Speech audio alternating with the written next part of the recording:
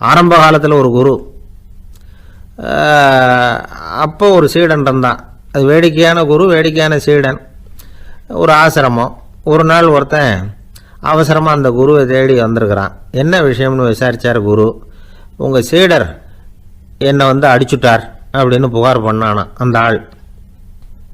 குரு சீடனை கூப்பிட்டார். அடிச்சியா இந்த ஆளை அப்படின்னு கேட்டாரான். ஆமான் இருக்கான் சீடன். ஏன் அடிச்சே அப்படின்னு கேட்டாரான். இந்த ஆள் உங்களை பற்றி மட்டமாக பேசிவிட்டான், என்னால் அதை தாங்கிக்க முடியல, அதனால தான் அடிச்சுட்டேன்ருக்கான். அப்படி என்ன பேசினா அப்படின்னு கேட்டாரான். உன்னுடைய குருநாதர் இப்போல்லாம் அர்த்தமில்லாமல் பேச ஆரம்பிச்சுட்டார் அப்படின்னு சொல்லிவிட்டான், அதனால தான் அடிச்சுட்டேன் அப்படின்னு நானான். அதுக்காக அடித்தே அப்படின்னாரான். நான் அதுக்காக அடிக்கலை குருவே, இப்பெல்லாம் நீங்கள் அர்த்தம் இல்லாமல் பேசுகிறதாக அவன் சொல்கிறான். அப்படின்னா இதுவரைக்கும் நீங்கள் அர்த்தத்தோடு பேசினதாகத்தானே அர்த்தம், அது தப்பு தானே, அதனால தான் அடித்தேன் அப்படின்னு நானான். ஒரு பெரியவர் உட்கார்ந்துருக்கிறார். அவரை சுற்றி அவருடைய தோழர்கள் உட்கார்ந்துருக்கிறாங்க. ஏதோ ஒரு முக்கியமான செய்தியை அவர் அவங்களுக்கு சொல்லிகிட்டு இருக்கிறார். அவங்களும் ஆர்வமாக கேட்டுக்கிட்டு இருக்கிறாங்க. இந்த சமயத்தில் யாரோ ஒரு ஆள் வேகமாக அங்கே வர்றார். வர்ற வேகத்திலேயே எனக்கு ஏதாவது உதவி செய்யுங்க அப்படின்னு கேட்டுக்கிட்டே வர்றார். கேட்கறது உதவி, ஆனால் குரல் மிரட்டுறது மாதிரி இருக்குது, அதட்டி கேட்கறது மாதிரி இருக்குது. இதை கேட்டது அந்த பெரியவர் ஆத்திரப்படலை, ஆனால் அவரை சுற்றி இருந்தவங்க ஆத்திரப்பட்டாங்க. இதை பெரியவர் கவனித்தார். கொஞ்சம் அமைதியாக இருங்கன்னார். வந்தவரை கூப்பிட்டார். அவருக்கு சில பொருள்களை கொடுத்தார். என்னங்க இப்போ உங்களுக்கு மகிழ்ச்சி தானே அப்படின்னார். அப்படின்னு அலட்சியமாக அவர் சொல்கிறார். நான் உங்களை நல்ல முறையில் நடத்தினேன்னா அப்படின்னு கேட்குறாரு அவர் மறுபடியும். அதெல்லாம் ஒன்றும் இல்லை அப்படின்னு சொல்லி அவர் சொல்லிகிட்டு இருக்கிறாரு. குரலில் கடுமை குறையில. சுற்றி இருந்தவங்களால இதை பொறுத்துக்க முடியல. கோபத்தோடு அவரை நோக்கி நெருங்க ஆரம்பித்தாங்க. பெரியவர் அவங்களையெல்லாம் தடுத்து நிறுத்தினார். வந்தவரை வாங்க என்னோட அப்படின்னு சொல்லி அழைச்சிட்டு போனார். வீட்டுக்கு போனார். அங்கே போனதும் இன்னும் சில பொருள்களை எடுத்து அவர்கிட்ட கொடுத்தார். இப்போ திருப்தி தானே, நான் உங்ககிட்ட நல்ல முறையில் நடந்துக்கிட்டேனா அப்படின்னார். அவர் முகம் இப்போ தான் கொஞ்சம் மலர்ந்தது. ரொம்ப நன்றி, இறைவன் உங்கள் குடும்பத்துக்கு எல்லா நன்மைகளையும் செய்வான் அப்படின்னு சொன்னார். இதே வார்த்தைகளை என்னுடைய தோழர்கள்கிட்டே சொல்லிட்டீங்கன்னா அவங்க கோபம் தணிஞ்சிரும், வர முடியுமான்னார். கண்டிப்பாக வர்றேன் அப்படின்னாரு. மறுநாள் காலையில் அந்த இடத்துக்கு வந்தார். அதே மாதிரி சொல்லிவிட்டு அவர் போயிட்டார். தோழர்கள்லாம் ரொம்ப வியப்போடு பெரியவரை பார்த்தாங்க. அந்த பெரியவர் தான் நபிகள் நாயகம். அவர் சொன்னார், ஒருத்தன் ரொம்ப ஆசையாக ஒரு ஒட்டகத்தை வளர்த்துக்கிட்டு வந்தான். ஒரு நாள் அந்த ஒட்டகம் கயத்தை அறுத்துக்கிட்டு ஓடி போயிட்டுது. அக்கம் பக்கத்தில் இருக்கிறவங்கெல்லாம் அந்த ஒட்டகத்தை பிடிக்கிறதுக்கு முயற்சி பண்ணாங்க. அதை துரத்திக்கிட்டு ஓடினாங்க. ஒட்டகம் தாறுமாறாக ஓட ஆரம்பிச்சிது. இந்த சமயத்தில் ஒட்டகத்தை வளர்த்தவன் அங்கே ஓடி வந்தான். நீங்கள் அதை ஒன்றும் செய்ய வேணாம், விட்டுருங்க, அதோட சுபாவம் எனக்கு நல்லா தெரியும், அதை சுலபமாக என்னோடய வழிக்கு கொண்டுட்டு வந்துட முடியும், நான் பார்த்துக்கிறேன், விட்டுருங்கோ அப்படின்னா. எல்லாரும் விலகி போயிட்டாங்க. இவன் என்ன செஞ்சான் தெரியுமா? கொஞ்சம் புல்லை கையில் எடுத்துக்கிட்டு அந்த ஒட்டகத்தை நெருங்கினான். அவ்வளவுதான். அது ஓடி இவன் காலடியில் உட்காந்துக்கிட்டது. செல்லமாக அதை அப்படியே தடவி கொடுத்தான். முதுகில் ஏறி உட்காந்துக்கிட்டான். அது பாட்டுக்கு சாதுவாக நடந்து போகுது. இந்த கதையை நபிகள் நாயகம் தம்முடைய தோழர்களுக்கு சொல்கிறார். ஒட்டகத்தை மட்டும் இல்லை, சில மனிதர்களையும் கூட சில விதத்தில் அணுகிதான் அவர்களை சீர்திருத்த வேண்டியிருக்குது அப்படிங்கிறத அவங்களுக்கு உணர்த்தினார். இது ஒரு அழகான உளவியல் அணுகுமுறை. சில குடும்ப தலைவர்கள் கூட இந்த ஒட்டகம் மாதிரி நடந்துக்கிறது உண்டு, அப்புறம் அடங்கி போகிறதும் உண்டு. ஒரு குடும்ப தலைவர் காலையில் எழுந்திரிச்சதுலேருந்து சத்தம் போட்டு கத்திக்கிட்டு இருப்பார். பக்கத்தில் இருந்தவங்கெல்லாம் ஓடி போய் சமாதானம் பண்ணி பார்த்தாங்க. அவர் ஓயறது மாதிரி தெரியல. கடைசியில் அவர் மனைவி வந்தாங்க. நீங்கள் எல்லாம் விலகி போயிடுங்க, அவர் சுபாவம் எனக்கு தெரியும், நான் பார்த்துக்கிறேன் அப்படின்னாங்க. சரின்னு எல்லாரும் போயிட்டாங்க. சாயந்தரமாக பார்க்குறாங்க, அவர் சத்தம் இல்லாமல் ஒரு மூலையில் உட்காந்துருக்கிறார். ரொம்ப சாதுவா. ஆச்சரியமாக இருந்தது. என்னம்மா பண்ணீங்கன்னு கேட்டாங்க. அது ஒன்றும் இல்லைங்க, ஒரு வேளை சாப்பாட்டை நிறுத்தினேன், பட்னி போட்டேன், அவ்வளவுதான் அப்படின்னாங்க அந்த அம்மா. ஒரு ஜென் துறவி, அவருக்கு ரொம்ப வயசாயிட்டுது, கடைசி காலம். நண்பர்களெல்லாம் கூப்பிட்டார். நண்பர்களே, நான் வித்தியாசமான முறையில் சாகணும்னு ஆசைப்படுறேன், அதுக்கு ஏதாவது யோசனை சொல்லுங்களேன் அப்படின்னு கேட்டாராம். நண்பர்கள் சிரித்தாங்க. என்ன பேச்சு பேசுகிறீங்க, சாவறதுங்கிறது என்ன விளையாட்டுத்தனமான காரியமா அப்படின்னு கேட்டிருக்காங்க. அந்த துறவி கொஞ்ச நேரம் யோசனை பண்ணார். அப்புறம் கேட்டாராம், இது வரைக்கும் யாராவது நடந்துக்கிட்டே இறந்துருக்குறாங்களா அப்படின்னாராம். எல்லாரும் இல்லைன்னாங்களாம். ஒருத்தர் மட்டும் சொல்லியிருக்கார், அப்படியும் ஒருத்தர் இறந்துருக்கிறதாக ஒரு கதையில் படிச்சிருக்கிறேன், ஒரு ஞானியால் தான் அப்படியெல்லாம் செய்ய முடியும் அப்படின்னு அவர் சொன்னாராம். சரி அப்படின்னா அந்த முறை நமக்கு வேணாம், நின்றுக்கிட்டே யாராவது உயிரை விட்டுருக்காங்களா அப்படின்னு விசாரிச்சாராம். அப்படியும் ஒருத்தர் இறந்துருக்கிறார் அப்படின்னாங்களாம். மறுபடியும் அந்த துறவி யோசனை பண்ணியிருக்கிறார், ஏதாவது வித்தியாசமான முறையில் நாம் போகணும் அப்படிங்கிறது அவருடைய விருப்பம். மனிதன் எப்படி வாழ்கிறானோ அப்படி இறப்பது தான் நல்லது. சரி, யாராவது தலைகீழாக யோகம் செய்யும் நிலையில் இறந்துருக்கிறாங்களா அப்படின்னு விசாரித்தாராம். நண்பர்கள் சிரித்தாங்க. தலைகீழாக நின்னபடி இறந்ததாக நாங்கள் கேள்விப்பட்டதே இல்லை, அது முடியாத காரியம் அப்படின்னு இருக்காங்க. இப்போ அந்த துறவிக்கு திடீர்னு உற்சாகம் வந்துட்டுது. உடனே எழுந்திரிச்சார், தலைகீழாக நின்னார், அப்படியே உயிரை விட்டுட்டார். அவ்வளோதான். அந்த மடாலயத்தில் ஒரே குழப்பம், எப்படி அவரை கீழே இறக்கி படுக்க வைக்கிறது அப்படின்னு புரியல. இப்படி உயிர் விடுறதை பற்றி அவங்க இது வரைக்கும் கேள்விப்பட்டதும் இல்லை. உண்மையிலேயே இவர் இறந்து தான் போனாராங்கிறதும் தெரியல. சோதித்து பார்த்தாங்க, இதய துடிப்பு நாடி துடிப்பு எல்லாம் நின்று போயிருந்தது.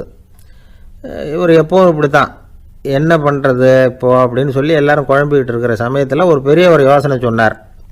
இந்த துறவியோட மூத்த சகோதரி பக்கத்து மடாலயத்தில் இருக்கிறாங்க, அவங்கள இங்கே அழைச்சிட்டு வந்தால் ஏதாவது வழி கிடைக்கும் அப்படின்னார். அந்த அம்மாவுக்கு 90 வயசு. அழைச்சிட்டு வந்தாங்க.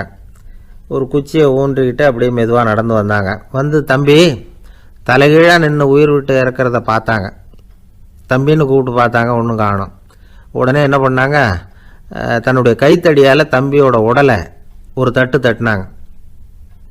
ஏப்பா, சாகிறப்பவும் உன்னுடைய குறும்புத்தனத்தை விடலையா, இப்படியாடா சாகிறது, ஒழுங்காக செத்து தொலை அப்படின்னாங்களாம்.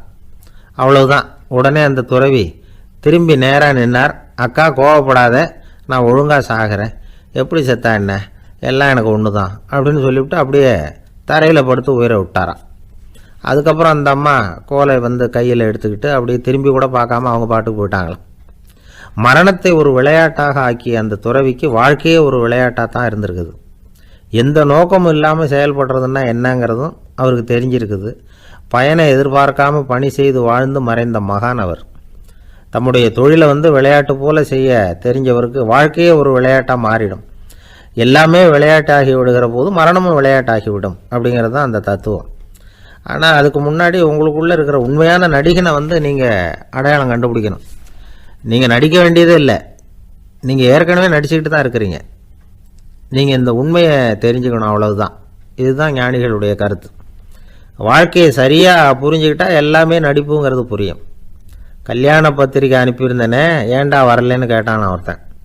வந்திருந்தேனே அப்படின்னானா இவன். டேய், ஏன்டா போய் சொல்கிற, நான் பத்திரிக்கையே உனக்கு அனுப்பலையே அப்படின்ட்டுருக்கான் அவன். அதுக்கு இவன் சொன்னானா, பத்திரிக்கை அனுப்புனேன்னு நீ போய் சொல்கிறப்போ கல்யாணத்துக்கு வந்தேன்னு நான் போய் சொல்லக்கூடாதா அப்படின்னானா. ஒரு தடவை நாரதர் ஒரு தெரு வழியாக போய்கிட்டு இருந்தார். வழியில் ஒருத்தர் வேத சாஸ்திரம்லாம் படிச்சுக்கிட்டு உட்காந்துருந்தார். அவர் நாரதரை பார்த்து எங்கே போயிட்டு இருக்கிறீங்கன்னு கேட்டார். கடவுளை பார்த்துட்டு வரலாம்னு போயிட்டுருக்கிறேன் அப்படின்னார் நாரதர். அப்படின்னா அவர்கிட்ட எனக்கு எப்போ முக்தி கிடைக்கும்னு கேட்டுட்டு வாங்களேன் அப்படின்னார் இவர். சரி, கேட்டு வரேன் அப்படின்னு சொல்லிவிட்டு நாரதர் நடந்தார். கொஞ்சம் தூரத்தில் ஒரு மரத்தடியில் ஒரு தொழிலாளி செருப்பு தைச்சிக்கிட்டு உட்காந்துருந்தார். அந்த ஆளும் அதே மாதிரி கேட்டுக்கிட்டார். எனக்கு எப்போ முக்தி கிடைக்கும்னு கடவுள்கிட்ட கேட்டுக்கிட்டு வாங்களேன்னார். அவர்கிட்டையும் சரின்னு சொல்லிவிட்டு நாரதர் நேராக வைகுண்டத்துக்கு சேர்ந்தார். கடவுளை பார்த்தார். இவங்க 2 பேரும் சொல்லி அனுப்பின விஷயத்தை பற்றி கேட்டார். அதுக்கு கடவுள் சொன்னார், அந்த செருப்பு தைக்கிற தொழிலாளி உடல் நீத்ததும் உடனே என்னை அடைவான். ஆனால் அந்த சாஸ்திரம் படித்த ஆள் இப்போதைக்கு என்கிட்ட சேர மாட்டான். அவன் இன்னமும் பல பிறவிகள் எடுத்து அங்கேயே இருக்க வேண்டியிருக்குது. எப்போ இங்கே சேருவான்னு எனக்கே தெரியாது அப்படின்னார். நாரதருக்கு இதோட ரகசியம் என்னங்கிறது புரியல. எனக்கு ஒன்றும் புரியலையேன்னாரான் கடவுள்கிட்ட. சீக்கிரம் புரிஞ்சுக்குவேன், நீ திரும்பி போகிறப்போ நான் இங்கே வைகுண்டத்தில் என்ன செஞ்சுக்கிட்டு இருக்கேன்னு கேட்டால் ஒரு ஊசியின் துவாரத்தில் ஒரு யானையை கோத்துக்கிட்டு இருக்கிறேன்னு அவங்கக்கிட்ட சொல்லு அப்படின்னார் கடவுள் சிரிச்சுக்கிட்டே. நாரதர் பூமிக்கு திரும்பினார். கடவுளை பார்த்தீங்களா, எப்படி இருக்கார் அப்படின்னு விசாரித்தார் வேத சாஸ்திரம் படித்தவர். ஓ பகவானா, அவர் யானையை ஊசியின் காதில் நுழைச்சிக்கிட்டு இருக்கிறார் பார்த்தேன்னார் நாரதர். ஊசி காதில் யானையா, அது எப்படி முடியும்? நீங்கள் சொல்கிறத நான் நம்ப மாட்டேன்னு விட்டார் அவர். சரி, இந்த ஆளுக்கு இறைவன் பேரில் நம்பிக்கை இல்லை அப்படிங்கிறத நாரதர் புரிஞ்சுக்கிட்டார். அடுத்தபடியாக அந்த தொழிலாளி இருந்த இடத்துக்கு போனார். இறைவனை பார்த்தீங்களான்னு கேட்டார் அவர். பார்த்தேன், ஒரு ஊசி துவாரத்தில் யானையை கோத்துக்கிட்டு இருந்தார் அப்படின்னு சொல்லிவிட்டு நாரதர் அந்த ஆள் முகத்தை கவனித்தார். அந்த தொழிலாளி இதை கேட்டுட்டு கொஞ்சம் கூட ஆச்சரியப்படலை. அவரால் முடியாத காரியம் கூட உண்டானார். என்ன இப்படி சொல்கிற, ஊசியின் துவாரத்தில் யானையை கோக்க முடியும்னு நீ நம்புறியா அப்படின்னு கேட்டார் நாரதர். நிச்சயமாக நம்புகிறேன்னார் அவர். அது எப்படி அப்படின்னு கேட்டார் இவர். இதை பாருங்கள், நான் இந்த ஆலமரத்தடியில் தான் தினமும் உட்காந்துருக்கிறேன். தினமும் இந்த மரத்திலிருந்து எவ்வளவோ பழம் கீழே விழுது. இந்த பழத்தில் இருக்கிற ஒவ்வொரு விதையிலேயும் உள்ள ஒரு ஆலமரம் இருக்குது. ஒரு சின்ன விதைக்குள்ள ஒரு பெரிய ஆலமரம் இருக்க முடியுங்கிறப்ப ஊசி துவாரத்தில் கடவுள் யானையை நுழைய வச்சாருங்கிறத ஒத்துக்கிறதுல என்ன கஷ்டம் இருக்குது அப்படின்னு ரொம்ப சர்வசாதாரணமாக பதில் சொன்னாராம் அந்த தொழிலாளி. நாரதர் யோசனை பண்ணார். இந்த தொழிலாளி வேத சாஸ்திரங்களையெல்லாம் படிக்கலைன்னா கூட அறிவுபூர்வமாக சிந்திச்சு இறைவனை நம்புகிறான். அதனால தான் கடவுள் இந்த ஆளுக்கு சீக்கிரம் முக்தி கிடைக்கும்னு சொன்னார் அப்படிங்கிறத புரிஞ்சுக்கிட்டாராம். இந்த கதையில் வர்ற கடவுள், நாரதர், வைகுண்டம் இதெல்லாம் ஒரு பக்கம் இருக்கட்டும், ஒரு சின்ன விதைக்குள்ளே ஒரு பெரிய ஆலமரம் தூங்கிக்கிட்டு இருக்கு அப்படிங்கிற உண்மை, அந்தரத்தில் 1000 கிரகங்கள் சுற்றிக்கிட்டு இருக்குங்கிற உண்மை, இதெல்லாம் நாம் பார்த்துக்கிட்டு தானே இருக்கிறோம். இந்த உண்மைகள் அதிசயமாக நமக்கு தெரியறதுனால அதை நம்பாமல் இருந்துட முடியாது. இயற்கையை பரிபூர்ணமாக நம்புங்கள், அந்த நம்பிக்கையே நம்ம வாழ்க்கைக்கு ஆதாரம் அப்படிங்கிறத விளக்கறதுக்காக தான் இந்த கதை. இந்த காலத்தில் நம்ம பிள்ளைங்களுக்கெல்லாம் இது மாதிரி நம்பிக்கை அதிகமாகவே இருக்குது. ஒரு நாள் ஒரு சின்ன பையன்கிட்ட கேட்டேன், ஏன்பா கடவுள் ஒரு பானைக்குள்ளே ஒரு யானையை நுழைய வச்சுட்டாருன்னு சொன்னால் அதை நீ நம்புவியா அப்படின்னு கேட்டோம். நம்புவேன் சார், அது ஒன்றும் பெரிய அதிசயம் இல்லைன்னா. எப்படிறான்னு கேட்டோம். எப்படின்னா அந்த பானை அந்த யானையை விட பெருசாக இருந்திருக்கும், அவ்வளவுதான் அப்படின்னு சொல்கிறான். ஒரு தீக்குச்சி தீப்பெட்டியை பார்த்து கேட்டுதான், நாம் 2 பேரும் தானே உரசிக்கிறோம், ஆனால் நான் மட்டும் தீ பிடிச்சி எரிஞ்சு போகிறேன், நீ அப்படியே இருக்கிறியே அப்படின்னு தான். அதுக்கு தீப்பெட்டி சொல்லியிருக்குது, உனக்கு தலையில் கணம் இருக்குது அதனால் அழிஞ்சு போகிற அப்படின்னு தான். எப்படி இருக்கு பாருங்கள் இந்த பதில். தலையில் கணம் உள்ளவங்க யாருமே சரியாக இருக்க முடியாது. எவ்வளவு பெரியவங்களாக இருந்தாலும் சரி, ரொம்ப கஷ்டம்தான் அது. கர்வம்ங்கிறது கூடவே கூடாது. இதை விளக்கிறதுக்கு மகான் ஒருத்தர் ஒரு சம்பவத்தை சொல்கிறார். அர்ஜுனன் தீர்த்த யாத்திரை பண்ணானா. அப்போது தென்னிந்தியாவுக்கு வந்திருக்கிறான். ராமேஸ்வரத்துக்கு போனப்போ அங்கே இலங்கைக்கு கல்லுலாம் அடுக்கி போடப்பட்டிருந்த பாலத்தை பார்த்தானா. ஒரு சின்ன குரங்கு அதுக்கு பக்கத்தில் விளையாடிக்கிட்டு இருந்திருக்கு. அதை பார்த்துட்டு அர்ஜுனன் சிரிச்சிருக்கான். ஏன் சிரிக்கிறேன்னு கேட்டிருக்கு அந்த குரங்கு. ராமன் மிகச்சிறந்த வில் வீரன். அப்படி இருக்கிறப்போ அவன் இலங்கைக்கு அம்புகளாலேயே ஒரு பாலம் கட்டியிருக்கலாம். அதை விட்டுட்டு போயும் உன்ன மாதிரி குரங்குகளை துணையாக வச்சுக்கிட்டு இப்படி ஒரு கருங்கல் பாலத்தை கட்டியிருக்கிறானே அப்படின்னு நானா. அம்புகளால் பாலம் கட்ட முடியுமா அப்படின்னு கேட்டுதான் குரங்கு. ஏன் முடியாது, என்னால் முடியுமேன்னு இருக்கான் அர்ஜுனன். அம்பால் பாலம் கட்டலாம், இருந்தாலும் என்ன மாதிரி குரங்குகள் ஏறி நடந்தா அது தாங்குமா? அதனால தான் ராமர் கருங்கல் பாலமே கட்டினார் அப்படின்றது குரங்கு சொல்லிச்சான். அப்படியே சொல்கிற, நான் வேணும்னா இப்போ அம்புகளாலேயே ஒரு பாலத்தை கட்டுறேன், நீ அது மேலே ஏறி நடந்து பார். பாலம் விழுந்துட்டுதுன்னா நான் தீ மூட்டி அதில் குதித்து உயிர் தியாகம் பண்ணி விட்றேன் அப்படின்னு நான் ரொம்ப கோபமாக. உடனே அந்த சின்ன குரங்கு பெரிய உருவம் எடுத்துட்டு தான் கையில் கதையோடு அர்ஜுனன் முன்னாடி நிற்கிறான் அனுமன். பார்த்தா, என்னுடைய தலைவர் ராமரையா இழிவாக பேசுகிற, நீ இப்போ பாலம் கட்டு, நான் என்னுடைய பலத்தை காட்டுறேன் அப்படின்னு அனுமன். அர்ஜுனன் தன்னுடைய காண்டிபத்தை எடுக்கிறான், சரமாரியாக அம்புகளை விடுறான். அதெல்லாம் ஒன்றோட ஒன்று கோத்துக்கிட்டு அப்படியே பாலம் மாதிரி நிற்கிது. அர்ஜுனன் தலை நிமிர்ந்து நின்னான். அனுமன் உயர கிளம்பி அங்கேருந்து பாலத்தில் பொத்துன்னு இறங்கினான். பாலம் அப்படியே நொறுங்கி போச்சு தூள் தூளாக. என்ன அர்ஜுனா, இப்போ என்ன செய்ய போகிற அப்படின்னு நான் ஏளனமா. அர்ஜுனன் தலையை தொங்க போட்டுக்கிட்டான். சொன்னபடி தீ மூட்டி அதில் குதிக்கிறதுக்காக 3 தடவை சுற்றி வந்தான். அப்போது கிருஷ்ணர் அங்கே வந்தார். என்ன அர்ஜுனா, என்ன நடக்குது, என்ன இது அப்படின்னு ஒன்றும் தெரியாத மாதிரி கேட்டார். அர்ஜுனன் வாயை திறக்கிறதுக்கு முன்னாடி அனுமன் வாயை திறந்தான், நடந்ததை சொன்னான். அர்ஜுனன் சவால் விட்டபடி உயிர் திறந்தே ஆகணும்னு அனுமன். கிருஷ்ணர் யோசனை பண்ணார். நல்லது, இந்த சவால் விட்டதுக்கும் நடந்ததுக்கும் யார் சாட்சி? பெரியவர் ஒருத்தரை சாட்சியாக வச்சுக்கிட்டல்லவா நீங்கள் இந்த போட்டியை நடத்தியிருக்கணும் அப்படின்னார். அதனால் என்ன, இப்போ மறுபடியும் அந்த போட்டியை நடத்தி விட்டா போச்சு, என்னால் அந்த அம்பு பாலத்தை நொறுக்க முடியாதா அப்படின்னு அனுமன். சரி, இப்போ மறுபடியும் அது நடக்கட்டும்னார் கிருஷ்ணர். அர்ஜுனன் அம்பு பாலம் அமைச்சான். அனுமன் ஏறி குதிச்சான். பாலம் அசைஞ்சு கொடுக்கவே இல்லை, அவ்வளோ உறுதியாக இருக்குது. இப்போ அனுமன் தலையை குனிஞ்சிக்கிட்டான். அர்ஜுனன் நன்றியோடு நிமிர்ந்து பார்த்தான். கிருஷ்ணருடைய தோள்கள்லேயும் முதுகள்லேயும் ரத்தம். என்ன சுவாமி, என்ன நடந்ததுன்னு நான் பதறி போய், உன் அம்பு பாலத்தை நான் தான் முட்டு கொடுத்து தாங்கிக்கிட்டு இருந்தேன். அனுமன் குதிச்சப்போ என் மேலே ஏற்பட்ட காயங்கள் இவை. பின்ன உன்னுடைய அம்பு பலத்தினாலேயா பாலம் நின்றுதுன்னு நினைக்கிற அப்படின்னாரான். முதல்ல அர்ஜுனன் அப்புறம் அனுமன் 2 பேருக்குமே கர்வ பங்கம் ஆயிட்டு தான். அதாவது அவங்கக்கிட்ட இருந்த கர்வம் போயிட்டுது. யாராக இருந்தாலும் கர்வம் கூடாதுங்கிறத இதிலேருந்து நாம் புரிஞ்சுக்கணும். இந்த காலத்தில் நாமெல்லாம் எந்த விஷயத்துக்கெல்லாம் கர்வப்பட்டுருக்கோம் தெரியுமா? 2 பெண்கள் தங்களுடைய கணவன்மார்களை பற்றி ரொம்ப பெருமையாக பேசிக்கிட்டாங்களாம்.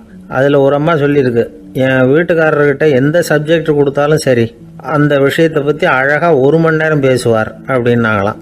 உடனே இன்னொரு அம்மா, அது என்ன பிரமாதம், என் வீட்டுக்காரருக்கு சப்ஜெக்டே தேவையில்லை, விஷயமே இல்லாமல் நாள் பூரா பேசிக்கிட்டு இருப்பார் அப்படின்னாங்களாம்.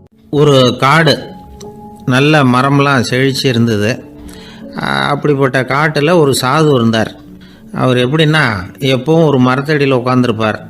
ஏன்னா அவருடைய இருப்பிடமே அதுதான். அவர் என்ன பண்ணுவார், 3 கல் வச்சுருந்தார். செங்கல் மாதிரி இருக்கும், ஆனால் அதை விட கொஞ்சம் பெருசாக இருக்கும். எதுக்கு அந்த 3 கல்லுன்னா அதுதான் அவருடைய படுக்கை. அதாவது தூங்குறப்ப ஒரு கல்லை தலைக்கு கீழே வச்சுக்குவார், இன்னொரு கல்லை இடுப்புக்கு கீழே வச்சுக்குவார், இன்னொரு கல்லை காலுக்கு கீழே வச்சுக்குவார். உடம்பை அப்படியே ஒரு தகட்டால் மூடிக்குவார், அப்படியே தூங்கி போடுவார். மழை பெய்யுதுன்னு வச்சுங்க, அவர் உடம்பு 3 கல் மேலே இருக்குதா, அதனால் தண்ணி அடியில் ஓடி போடும், உடம்பு நனையாது. மேலே தகடு இருக்கிறதுனால மழையும் உடம்புல படாது. அவர் தூக்கமும் கிடாது, நிம்மதியாக தூங்குவார். பகலில் அந்த 3 கல்லையும் ஒரு சேர ஒரு அடுப்பு மாதிரி வச்சு அது மேலே உட்காந்துக்குவார். அதனால் பாம்பு பூச்சி எதுவும் அவரை தொந்தரவு பண்ணுறதில்ல, அது பாட்டுக்கு நடந்து போயிடும். அவர் பாட்டுக்கு நிம்மதியாக இருப்பார். யாராவது எதையாவது கொண்டுகிட்டு கொடுத்தா அதை வாங்கி சாப்பிடுவார், அவ்வளவுதான். ஒரு நாள் அந்த நாட்டு அரசன் காட்டுக்கு வேட்டையாட வந்தான். அந்த வழியாக வந்தப்போ இந்த சாது படுத்துருக்கிறத பார்த்தான், பரிதாபப்பட்டான். ஐயோ பாவம், இவர் இப்படி இந்த கல் மேலே உடம்ப வச்சுக்கிட்டு தூங்குறாரு, என்ன பாடுபடுவார், இவரை நாம் அரண்மனைக்கு அழைச்சிட்டு போய் சுகமாக நிம்மதியாக இருக்கிறதுக்கு வழி செஞ்சு கொடுப்போம், அது ரொம்ப நல்லாயிருக்கும் அப்படின்னு நினச்சான். அப்படி நினச்சிக்கிட்டே அரண்மனைக்கு வந்துட்டான். அதுக்கப்புறம் ஒரு பல்லக்கையும் 2 சேவகர்களையும் காட்டுக்கு அனுப்பி அந்த சாதுவை மெதுவாக இங்கே அழைச்சிட்டு வந்துடுங்க அப்படின்னு சொல்லி அனுப்பி வச்சான். இவங்க போய் அவர்கிட்ட விவரத்தை சொன்னாங்க. எனக்கு என்னத்துக்கு அரண்மனை வாசம் அப்படின்னார். இருந்தாலும் மன்னர் உத்தரவு, நீங்கள் அவசியம் வரணும் அப்படின்னாங்க இவங்க. சரின்னு சொல்லிவிட்டு வேறு வழி இல்லாமல் புறப்பட்டார். புறப்படும் பொழுது என்ன பண்ணாருன்னா, மறக்காமல் அந்த 3 கல் ஒரு தகடு அதையும் எடுத்து பல்லக்கில் வச்சுக்கிட்டார். என்னத்துக்கு இதையெல்லாம் எடுத்து வைக்கிறாரு அப்படின்னு சொல்லி அவங்க யோசனை பண்ணாங்க. இருந்தாலும் அதை பற்றி ஒன்றும் கேட்கல. பேசாமல் அவரை அழைச்சிட்டு போய் அரண்மனையில் விட்டுட்டாங்க. அரசன் ஓடி வந்தான், வரவேற்றான், அறுசுவை உணவு படைத்தான். அவர் படுக்கிறதுக்கு தங்க கட்டில், பட்டு மெத்தை, இப்படி எல்லாம் ஏற்பாடு பண்ணி வச்சான். இங்கே படுத்து ஓய்வு எடுத்துங்க அப்படின்னு சொல்லிவிட்டு அவன் பாட்டு போயிட்டான். மறுநாள் காலையில் பார்க்குறான், சாது படுத்துருக்கிறார். எப்படி தெரியுமா, அந்த பட்டு மெத்தை மேலே 3 கல்லையும் வச்சு வழக்கம் போலவே அது மேலே படுத்துருக்கிறார். அதுக்கு மேலே தகடு. அரசன் பார்த்துட்டு அதிர்ச்சி ஆகிட்டான். என்ன சுவாமி இப்படி அப்படின்னா, சாது சொன்னார், எனக்கு தேவையும் இல்லை குறையும் இல்லை, எல்லா இடத்துலையும் எனக்கு ஒரே மகிழ்ச்சி தான் அப்படின்னார். மகிழ்ச்சிங்கிறது தங்க கட்டிலேயோ பட்டு மெத்தையிலேயோ இல்லை, அது மனசில் இருக்கிற ஒரு விஷயம். உண்மையான மகிழ்ச்சிக்கு வழி மனப்பக்குவம் அப்படிங்கிறது அந்த அரசனுக்கு புரிஞ்சுதான். இந்த காலத்தில் ஒரு சாமியார், அவரை தேடி ஒரு சீடன் வந்தான். என்னாச்சு தெரியுமா, சுவாமி எனக்கு நிம்மதி வேணும், அதுக்கு என்ன வழின்னு கேட்டான். சாமியார் நிமிர்ந்து பார்த்தார். அப்புறம் சொன்னார், நீ ஏகப்பட்ட பேர்கிட்ட கடன் வாங்கியிருக்கிற, அதையெல்லாம் திருப்பி கொடுத்தா தான் உனக்கு நிம்மதி கிடைக்கும்னார். இவனுக்கு ஆச்சரியம். அது எப்படி சாமி, அவ்வளவு கரெக்டாக நான் கடன் வாங்கினதை கண்டுபிடிச்சிங்க அப்படின்னா, உனக்கு கடன் கொடுத்து சாமியாராக போனதே நான் தான்ப்பா, அதனால தான் இந்த கதிக்கு வந்தேன். என்கிட்டயே நிம்மதிக்கு வழி கேட்குறிய, அதுதான்டா வேதனை அப்படின்னாராம் அவர். நம்பிக்கை இல்லைன்னா இந்த உலகத்தில் நாம் நடமாடவே முடியாது. அவநம்பிக்கையோடு இருந்துக்கிட்டு இருந்தால் என்றைக்கும் அவஸ்தை தான். நாம் நம்புறது நடக்குதோ இல்லையோ அது வேறு விஷயம். ஆனால் எதையும் நம்பி தான் நாம் அடி வைக்க வேண்டியிருக்கு. வேறு ஒன்றும் வேணாம், ஒரு லாட்ரி சீட்டு வாங்குகிறோம், அது எங்கே நமக்கு விழப்போகுது அப்படிங்கிற அவநம்பிக்கையோடவா வாங்குகிறோம். பரிசு நமக்கு தான் அப்படிங்கிற நம்பிக்கை உள்ளூர இருக்கிறதுனால தான் அதை வாங்குகிறோம். இருந்தாலும் முடிவு வேறு மாதிரி ஆகிடுது. அதுக்காக மனசு சோர்ந்து போகிறதில்ல, அடுத்த மாதமும் சீட்டு வாங்குகிறோம். இந்த நம்பிக்கை தான் மனித வாழ்க்கைக்கு ஆதாரம். ஒரு கடையில் போய் டீ சாப்பிட்றீங்க, அந்த டீ நல்ல டீ தானா, அதில் விஷம் கலந்துருக்குமா அப்படிங்கிற சந்தேகம் வந்துட்டுதுன்னு வச்சுங்க. அதுக்கப்புறம் அதை எப்படி நீங்கள் சாப்பிட முடியும்? நம்பி தான் சாப்பிட்ணும். ரயில் ஒழுங்காக போய் சேருங்கிற நம்பிக்கை இருக்கிறதுனால தான் அதில் ஏறி உட்காடுறோம். லெட்டர் ஒழுங்காக போய் சேருங்கிற நம்பிக்கை இருக்கிறதுனால தான் பெட்டியில் போடுறோம். சரி, நம்ம கதையெல்லாம் நம்மளோட இருக்கட்டும். மனித நம்பிக்கை எந்த அளவுக்கு உறுதியாகவும் அறிவுபூர்வமாகவும் இருக்கணுங்கிறதுக்கு அலெக்சாண்டர் வாழ்க்கையில் நடந்த ஒரு சம்பவத்தை உதாரணமாக சொல்லலாம். இந்த உலகத்தையே ஜெயிக்கணும்னு புறப்பட்டார் அலெக்சாண்டர். ஒரு கட்டத்தில் அவர் சிட்னஸ் நதி கரைக்கு சேர்ந்தார். அந்த சமயத்தில் அவருக்கு கடுமையான நோய் வந்துட்டுது. அவர் கூடவே வந்திருந்த கிரேக்க வைத்தியர்கள் என்னென்னமோ முயற்சியெல்லாம் பண்ணி பார்த்தாங்க. இருந்தாலும் அலெக்சாண்டருக்கு வந்திருக்கிறது என்ன நோய்ங்கிறத அவங்களால கண்டுபிடிக்க முடியல. ஏன்னா அந்த பகுதியில் உள்ளவங்களுக்கு மட்டுமே அதிகமாக வரக்கூடிய ஒரு வினோதமான நோயாக இருந்தது அது. ஆனால் அவர் இருக்கிற இடம் எதிரியோட இடம், பாரசீக மன்னனோட ஆளுகைக்கு உட்பட்ட இடம். என்ன பண்ணுறது அப்படின்னு எல்லாரும் யோசனை பண்ணாங்க. பாரசீக மன்னனோட அரண்மனையில் இருக்கிற வைத்தியர் வந்தால் இந்த நோயை குணப்படுத்தி விடுவார் அப்படின்னு சொன்னாங்க. இருந்தாலும் எதிரியோட நாட்டில் இருக்கிற வைத்தியரை கூப்பிட்டு எப்படி நம்பி வைத்தியம் பார்க்க சொல்கிறது அப்படின்னு சொல்லி எல்லாரும் தயங்கினாங்க. ஆனால் அலெக்சாண்டர் தயங்கலை. பரவாயில்ல, அழைச்சிட்டு வாங்கன்னு விட்டார். உடனே அவரை போய் அழைச்சிட்டு வந்துட்டாங்க. அவர் வந்தார். அலெக்சாண்டர் உடம்பை பரிசோதனை பண்ணி பார்த்தார். சரி, இதை குணப்படுத்தி விடலாம், பயப்பட வேண்டியதில்லை. ஆனால் இதுக்கு ஒரு மூலிகை ரசம் தயார் பண்ணி கொடுக்கணும். நான் போய் அதை தயார் பண்ணிவிட்டு 2 நாளில் திரும்பி வந்துடுறேன் அப்படின்னு சொல்லிவிட்டு போனார் அந்த வைத்தியர். அதே மாதிரி 2 நாளில் திரும்பி வந்தார் மூலிகை ரசத்தோட. இதுக்கு இடையில் அலெக்சாண்டரோட தளபதிகளில் ஒருத்தர் ரகசியமாக ஒரு எச்சரிக்கை கடிதம் கொடுத்து அனுப்பியிருக்கிறான். அதை வாங்கி என்ன விஷயம்னு பார்த்தார். இப்போ உங்ககிட்ட வந்திருக்கிற எதிரி நாட்டு வைத்தியரை நம்பாதீங்க, அவன் கொண்டுகிட்டு வந்திருக்கிற மூலிகை ரசத்தில் விஷம் கலந்துருக்குது அப்படின்னு அதில் எழுதியிருக்கு. அதை பார்த்தார் அலெக்சாண்டர். இருந்தாலும் கொஞ்சம் கூட அலட்டிக்கல. வைத்தியர் கொடுத்த மருந்தை வாங்கி கடகடன்னு குடிச்சுட்டு அதுக்கப்புறம் அந்த கடிதத்தில் இருந்த விஷயத்தை அந்த வைத்தியர்கிட்ட சொன்னார். வைத்தியர் திகைச்சு போயிட்டார். தன் மேலே அலெக்சாண்டர் வச்சிருக்கிற நம்பிக்கையை பார்த்து அவருக்கு ரொம்ப வியப்பு. வைத்தியர் உண்மையிலேயே நல்ல மருந்து தான் கொண்டுகிட்டு கொடுத்துருக்கிறார், அதில் விஷம்லாம் எதுவும் கலக்கலை. அதுக்கப்புறம் அலெக்சாண்டர் அந்த வைத்தியரை பார்த்து சொன்னாராம், நம்பிக்கைங்கிற அச்சாணியை ஆதாரமாக வச்சுக்கிட்டு தான் இந்த உலகம் சுற்றிக்கிட்டு இருக்குது. எனக்கு எதிரியாக இருந்தாலும் பாரசீக மன்னர் ரொம்ப பெரியவர். அப்பேற்பட்ட மன்னருடைய அரண்மனை வைத்தியர் தொழில் நேர்மை இல்லாதவராக இருக்க மாட்டார். அப்படி இருந்தால் அவரை அரண்மனை வைத்தியராக வச்சிருக்கவே மாட்டாங்க அப்படின்னு நம்பினேன். என்னுடைய நம்பிக்கை வீண் போகலை அப்படின்னாராம். இதுதான் மானுட நம்பிக்கைங்கிறது. இந்த காலத்துலேயும் இது மாதிரி இந்த மானுட நம்பிக்கையை ரொம்பவும் சாமர்த்தியமாக கையாளுகிற கெட்டிக்காரங்க சில பேர் இருக்கிறாங்க. ஒரு இந்த காலத்து குரு, அவருக்கு ஒரு சிஷ்யன். குரு முன்னாடி அந்த சிஷ்யன் ரொம்ப பணிவாக நின்று, குருவே, உங்கள் கையால் விஷத்தை கொடுத்தாலும் அதை வாங்கி மடமடன்னு குடிச்சிருவேன் அப்படின்னா. உன்னுடைய குரு பக்தியை மெச்சினேன் அப்படின்னார் குரு. அதுக்கு அந்த சிஷ்யன், அப்படி இல்லை குருவே, உங்ககிட்ட சிஷ்யனாக இருக்கிறத விட உங்கள் கையால் விஷத்தை வாங்கி குடிச்சு விடுறது ரொம்ப நல்லது, அதனால தான் அப்படி சொன்னேன் அப்படின்னா. விவசாயிகள் அவங்க விவசாயம் முன்னேறி இருக்கிற அளவுக்கு விவசாயிகளுடைய வாழ்க்கை தரம் முன்னேறலை. அந்த அளவுக்கு அவர்கள் நாட்டுக்காக உழைச்சிக்கிட்டு இருக்கிறாங்க. அந்த காலத்திலே அதை பற்றி ஒரு கதை சொல்கிறது உண்டு. ஒரு வயசான ஆள் நிலத்தில் ஏறு ஊதுகிட்டு இருந்தாராம். கிழிஞ்சு போன ஒரு சின்ன துண்டை தான் இடுப்பில் கட்டியிருந்தாராம். தலையில் ஒரு கந்தலை சுற்றி இருந்தார். உடம்பு பூரா சேரு, ரொம்ப ஏழை. ஏறு ஓட்டிகிட்டு இருக்கிறவர் வேறு எப்படி இருப்பார்? இருந்தாலும் அந்த ஆள் ரொம்ப ஜாலியாக பாட்டு பாடிக்கிட்டே ஏறு ஊதுகிட்டு இருந்தாராம். உடம்புல தான் அவர் ஏழையை தவிர மனசில் ஒரு ஏழையாக தெரியல. அந்த சமயத்தில் அந்த நாட்டு ராஜா அந்த பக்கமாக குதிரை மேலே வந்தாராம். வேட்டைக்கு போயிட்டு பரிவாரங்களோடு திரும்பி வந்துகிட்டு இருக்கிறார். ரொம்ப செல்வ செழிப்பில் இருக்கிற ராஜா அவர் இந்த வயசான விவசாயியை பார்த்துருக்கார். இந்த ஆள் ரொம்பவும் ஏழைங்கிறது அவர் பார்த்தாவே பளிச்சுன்னு தெரியுது. கட்டிக்கிறதுக்கு நல்ல துணி இல்லை, உடம்போ இழைச்சி போயிருக்குது, வயிறு முதுகில் போய் ஒட்டிகிட்டு இருக்கு, கண்ணு குழு விழுந்து போயிருக்குது. ஆனாலும் முகத்தை பார்த்தா சந்தோஷமா இருக்கிற மாதிரி இருக்கு. இவ்வளவு உற்சாகமா பாடிக்கிட்டு இருக்கிறாரு அப்படின்னு ஆச்சரியமா நினைச்சு பார்த்தார் அந்த ராஜா. சரி, அவர்கிட்ட கொஞ்சம் பேச்சு கொடுத்து பார்க்கலாம் அப்படின்னு முடிவு பண்ணார். ஐயா பெரியவரே, இப்படி கொஞ்சம் வர முடியுமான்னாராம். பொழுது போகிறதுக்குள்ளே நான் இந்த வயல் பூரா உழவு ஓட்டி ஆகணும், அதனால் பேசுறதுக்கு நேரம் இல்லை அப்படின்னாராம் அந்த பெரியவர். என்ன அவ்வளவு அவசரமா? மீதி இருந்தால் நாளைக்கு உழுதக்கூடாதா? அது சரி, உனக்கு எத்தனை ஏக்கர் நிலம் இருக்குது அப்படின்னு விசாரிச்சிருக்கார் ராஜா. எனக்குன்னு சொந்தமாக உள்ளங்கை அளவு கூட நிலம் கிடையாது. இது எங்கள் முதலாளியோட நிலம். இதை பூராவும் உழுது முடிச்சாதான் அவர் கூலி கொடுப்பார். நான் கூலிக்கு உழுதுகிட்டு இருக்கிறேன். உங்ககிட்ட பேசிக்கிட்டு இருந்தா அவருக்கு துரோகம் பண்ணது மாதிரி ஆயிடும் அப்படின்னாராம்.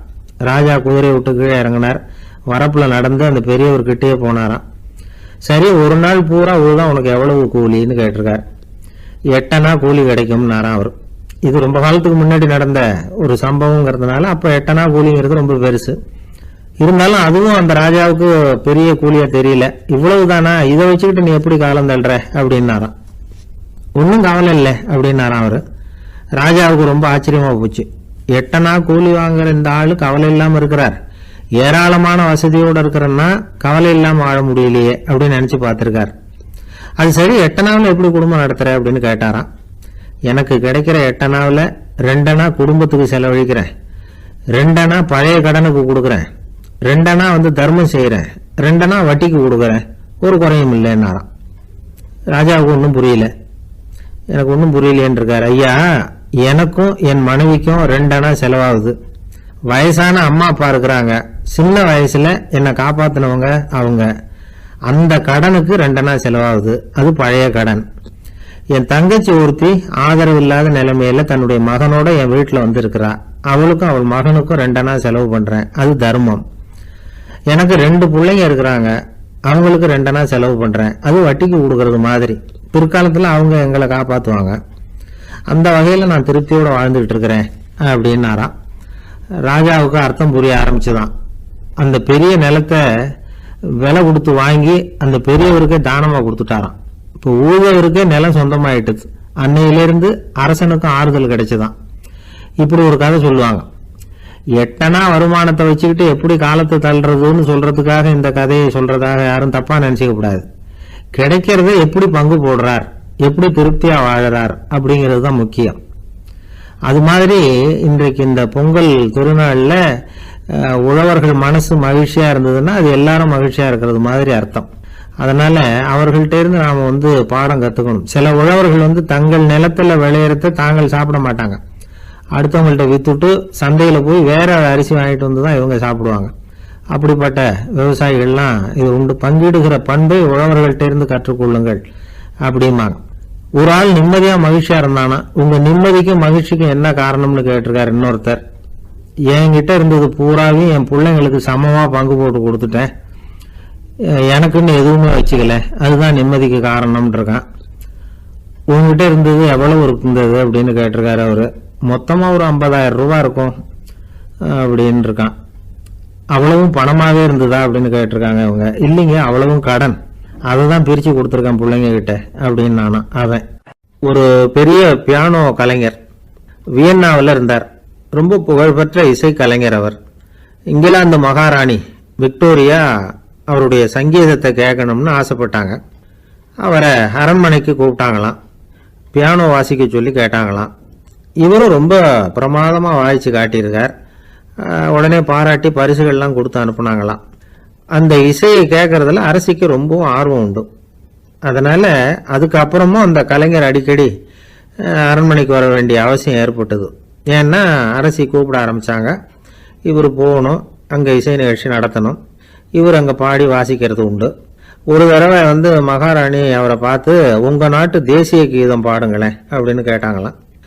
உடனே அவர் தன்னுடைய நாடான ஆஸ்திரியாவின் தேசிய கீதத்தை பாடியிருக்கிறார். அவர் பாட ஆரம்பிச்ச உடனே மகாராணி எழுந்திருச்சு நின்னாங்களாம். அதுக்கு மரியாதை செலுத்துற நோக்கத்தோட பாட்டு முடிகிற வரைக்கும் அப்படியே நின்றுகிட்டு இருந்தாங்களாம். இதுதான் அந்த அரசியினுடைய பெருந்தன்மை.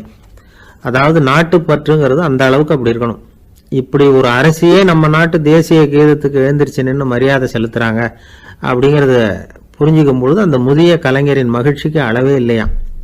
அதுக்கப்புறம் அந்த பியானோ கலைஞர் ஒரு நாள் தன்னுடைய நண்பர் ஒருத்தர்கிட்ட பேசிக்கிட்டு இருந்தாராம். அப்போ சொன்னாராம், மகாராணியார் எனக்கு எவ்வளவோ பரிசுகள்லாம் கொடுத்துருக்குறாங்க. ஒரு தடவை எனக்கு வைரக்கல் பதித்த அணி ஒன்றை கூட பரிசாக கொடுத்தாங்க. ஆனால் அதை விட உயர்ந்த விலை மதிக்க முடியாத அணி என்ன தெரியுமா? நான் என்னுடைய நாட்டு தேசிய கீதத்தை நான் பாடுறப்போ அவங்க எழுந்திரிச்சு நின்று மரியாதை செலுத்தினாங்களே, அதுதான் எனக்கு கிடைச்ச மிகப்பெரிய பரிசு அப்படின்னாராம். எனக்கு தெரிஞ்ச சங்கீத வித்வான் ஒருத்தர் இருக்கார். சமீபத்தில் ஒரு நாள் அவரை பார்த்தேன். எப்படி போயிட்டுருக்கு உங்கள் தொழில் அப்படின்னு கேட்டேன். ரொம்பவும் வித்தியாசமாக போயிட்டுருக்குங்க அப்படின்னார். என்ன சொல்கிறீங்க அப்படின்னேன். முன்னாடியெல்லாம் நான் பாடினா எதிரில் இருக்கிறவங்க தான் எழுந்திரிச்சு போயிட்டு இருந்தாங்க. இப்போ எப்படின்னா நான் பாட ஆரம்பிச்சுட்டா உடனே பக்கவாத்தியம்